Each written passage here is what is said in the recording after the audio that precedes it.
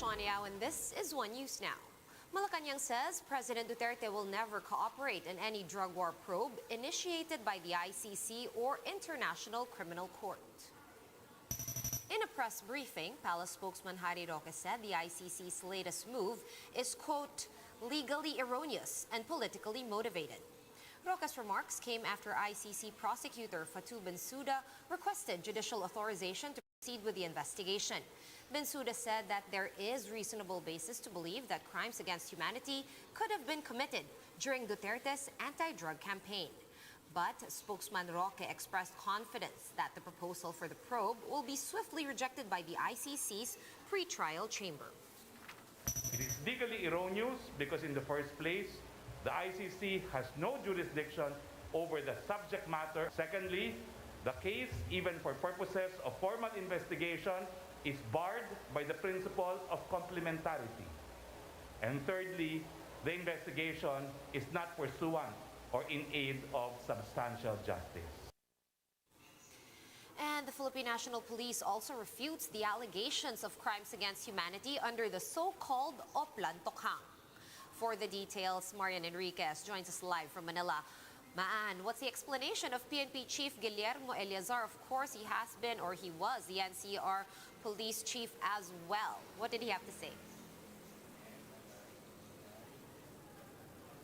Yes, Sean, Eleazar maintains that they were just following President Duterte's marching order to do what is right and legal. In a presser, he stressed that they were just, defending themselves in situations where they may be in danger. The PNP chief also underscored that they are not tolerating abusive and errant police officers. In fact, those allegedly involved in Tokhang deaths have been charged and are now being investigated. Meanwhile, the PNP has begun its vaccination drive for members under the A4 priority group. Eleazar led the program and was the first one to get vaccinated with Sinovac vaccine. He reported that around 18,300 members of PNP have already been vaccinated under the A1 to A3 groups. The official added that more than 200,000 of their personnel are now willing to get the jobs. Sean, going back to the Tokhang probe, Eleazar says that they will be providing all the needed documents by the Department of Justice, but they will have to seek guidance first from the Interior Department as part of their chain command. But for the DOJ, meanwhile, said that they the DOJ assures the public that the ICC's move will not affect the local investigations into the drug war. Sean? Thank you for that update. That was Marian Enriquez joining us live from the city of Manila. And local government units have started vaccinating persons deprived of liberty, or PDLs, in several correctional facilities nationwide. As of Tuesday, over 1,600 PDLs have received their first doses of Sinovac and AstraZeneca jabs, while only 14 inmates have been fully inoculated. Senior citizens and PDLs with comorbidities were the first to get vaccinated, in line with the government's prioritization scheme.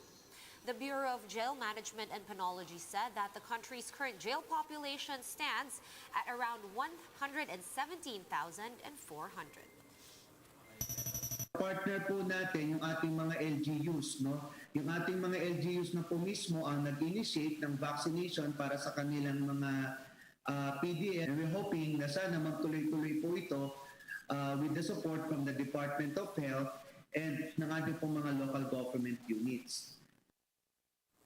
We'll have more stories after this quick break. Stay with us.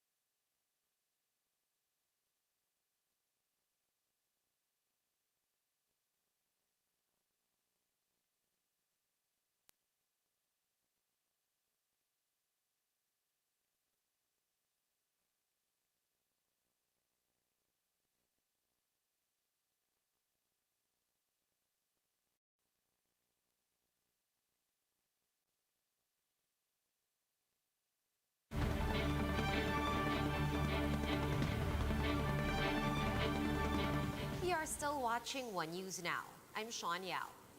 Residents of Agoncillo, Batangas fear for their health and livelihood as the Taal volcano continues to emit a high level of sulfur dioxide. FIVOC says there could be a silver lining in this phenomenon. Let's find out what from Romel Lopez.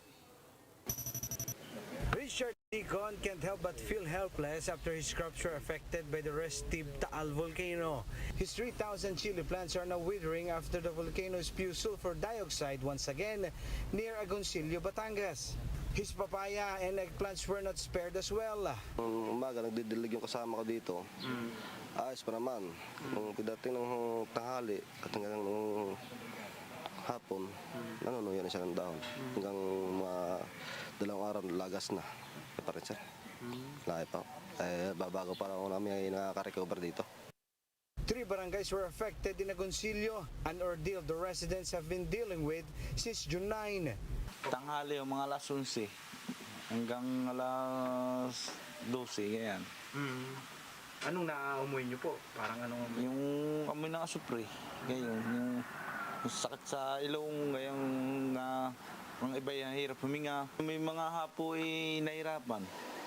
A FIVOC's official says it is a result of an upwelling of hot volcanic fluids. Kapag naulan, dyan sa lugar na yan, yung sulfur dioxide aerosol ay ibabagsak. At yun po yung dadampi sa mga halaman na pwede pong masunog at masira. Yun po ang nangyari na dahilan kung bakit nagkaroon ng ganong epekto sa ilang barangay sa Agoncillo. But aside from crops, fish cages in Agoncillo may also be affected.